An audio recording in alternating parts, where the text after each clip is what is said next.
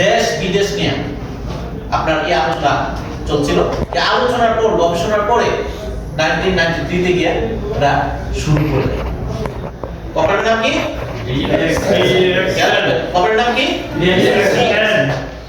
DXN শুরু প্রাক্কালে কিন্তু ওরা যে যাদেরকে নিয়ে আলোচনা গবেষণা করছে, উনি গবেষণা করছে শুধু ভিতরে তার একটা অফিস ছিল, সেই অফিসে বসে বসে শুধু গবেষণা করছে।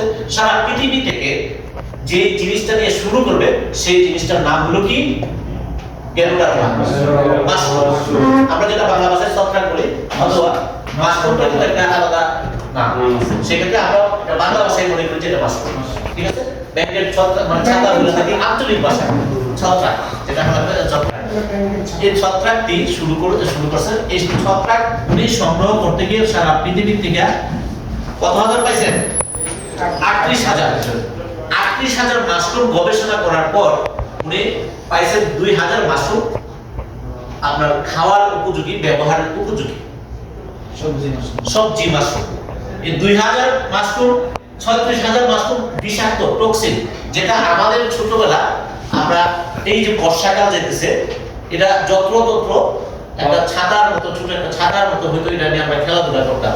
তখন মুরব্বীরা নিষেধ করতো এটা বলো না, কারণ এটা একটা বিষ, একটা টক্সিন, সেটা ধরলে চুলকাবে। আসলে বাস্তব, তারপরে এরকম হয়েছে বাস্তব। সেই ক্ষেত্রে এটা টক্সিক বিষাক্ত এরকম মাশরুম 36,000 পাইছে। কত? 2,000।